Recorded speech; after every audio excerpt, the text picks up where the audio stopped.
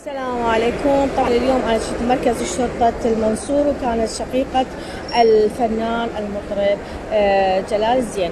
طبعا الحادثة اللي صارت هي انتحار زوجته اللي هو تزوجها قبل سنة، كانت مشاكل كثيرة بيناتهم، وايضا هو من طلع للشغل هي قتلت نفسها، ضربت نفسها هنا بالكتف. لكن بعد ما شقيقته خبرت جلال الزين واخوه، اجوا بالسريع اخذوها بالتاكسي، لكن جلال شوية تاخر عن الموضوع لان خاف انه الشرطة تبيه هو قاتلها. فمن قدروا الاسعاف خبروا اصحاب قدروها مع اسف بالطريق ماتت او بالمستشفى، طلبوا الدم لكن ما حد وفر لها الدم، الظاهر بالمستشفى ماكو دم لفصيلتها، وتوفت زوجة جلال الزين.